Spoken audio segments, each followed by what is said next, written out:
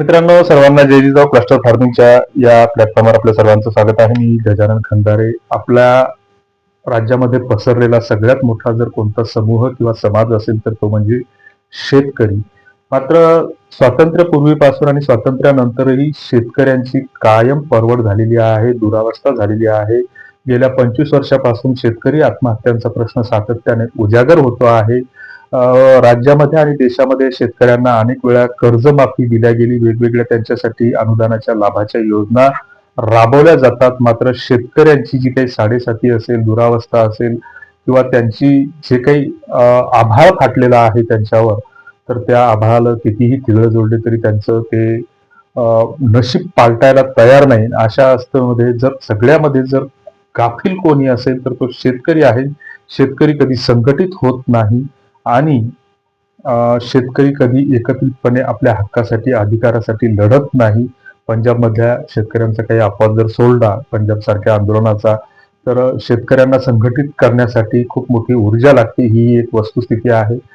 सगळ्यात आधी जर शेतकरी आत्महत्यांचा प्रश्न जर उजागर झाला असेल तर तो 1990 मध्ये किंवा 1990च्या दशकामध्ये पी साईनाथ नावाच्या या महान व्यक्तीने शेतकरी जे काय आंध्रामध्ये आणि महाराष्ट्रामध्ये विशेषतः शेतकरी आत्महत्या होत होती, तर त्याची नोंद घ्यायला सुरुवात केली आणि तिथून पुढे 2000च्या नंतर शेतकरी आत्महत्यांचा प्रश्न हा उजागर व्हायला लागला.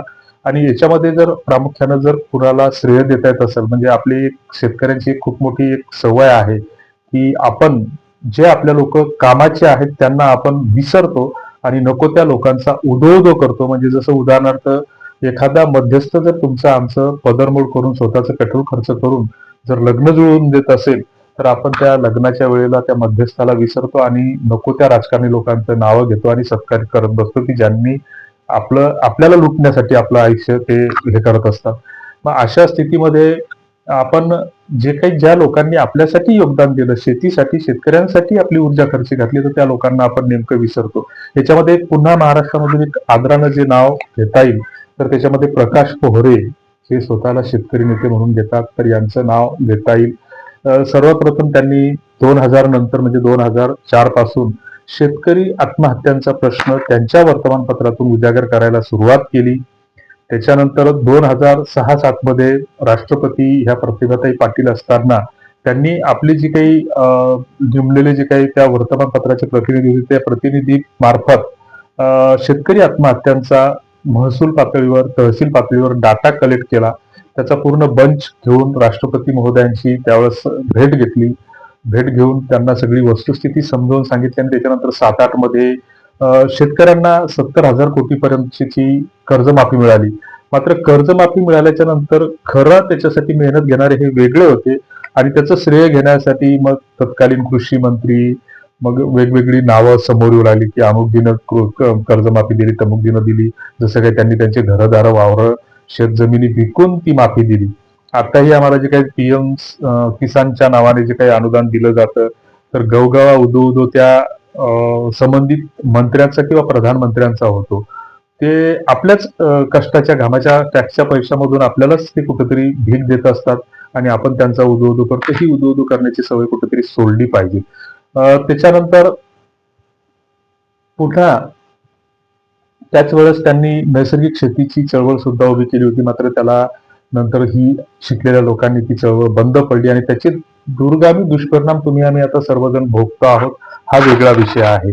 आणि अशा स्थितीमध्ये सातत्यानं प्रकाश पोहरे हे शेती संबंधाने आणि शेतकऱ्यांच्या संबंधाने प्रहार ह्या त्यांच्या साप्ताहिक सदरामधून अतिशय प्रभावीपणे लिहित असतात, सरकारचं लक्ष वेधत असतात आणि वेगवेगळी आंदोलनही ते करत असतात. मागच्या वर्षी त्यांनी विधान भवनामध्ये, सभागृहात विधान सभेचं अधिवेशन सुरू असताना सत्ताधाऱ्यांचा आणि मंत्रिमंडळाचा आपल्या आंदोलनातील शेतकऱ्यांच्या प्रश्नाकडे लक्ष वेधलं.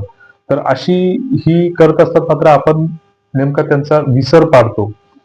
दुसरीकडे रविकांत तुपकर सारखे जे काही नेते आहेत, तर ते शेतकऱ्यांसाठी एखादं आंदोलन हाती घेतात. मग त्यांना कुठेतरी पोलीस कारण नसतानाही अटक करतात. मात्र साधा आपण या सरकारच्या किंवा या प्रशासनाच्या निषेधाचं स्टेटसही आपण ठेवत नाही.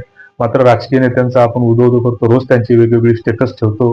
फेसबुकला त्यांच्या नावाने वेगवेगळे पोस्ट टाकतो, व्हॉट्सअपवर वेगवेगळे पोस्ट टाकतो, त्यांचा जय जयकार करतो, गजर करतो, हे कुठेतरी थांबलं पाहिजे असं आम्हाला वाटतं. त्याच्यानंतर जो काही अवैध सावकारीचा प्रश्न होता, तर तुम्हाला माहिती आहे महाराष्ट्रमध्ये सतत 3-4 वर्ष ते प्रकरण गाजलं. सानंदा विरुद्ध पोहरे या कंपनीचं जे बिल्ड होतं, त्यावेळेस विलासराव देशमुखांना अवैध सावकारीबाबत कायदा करायला भाग पाडलं होतं. त्याचे पूर्ण म्हणजे ज्याला श्रेय देता येईल तर ते प्रकाश पोहरेच आहेत. मात्र आपण त्यांना जे काही आपण शेती आणि मातीशी संबंध किंवा आपलं नातं सांगत असताना दरवर्षी आपण वेगवेगळे सत्संगाचे, कीर्तनाचे, सत्याचे फळ लावतो. मात्र त्यांच्यासारख्या लोकांची आपण कधी व्याख्यानं घेत नाही, त्यांचं कधी मार्गदर्शन, त्यांचा सल्ला आपण कधी ऐकून घेत नाही. ह्या अशा गोष्टी आपल्याकडून घडत असतात. तर याच्यावर आपण जो आहे तर तो पुन्हा एकदा या गोष्टीवर आपण विचार करणं गरजेचं आहे. आपल्या प्रश्नासाठी, आपल्या हक्कासाठी योग्य नेतृत्वाची निवड करणं किंवा नेतृत्वाला आपण समोर करणं हे गरजेचं असतं. त्याला पाठबळ देणं गरजेचं असतं. तुम्हाला याबद्दल काय वाटतं ते कमेंट बॉक्समध्ये नक्की कळवा. तर धन्यवाद. जय हिंद.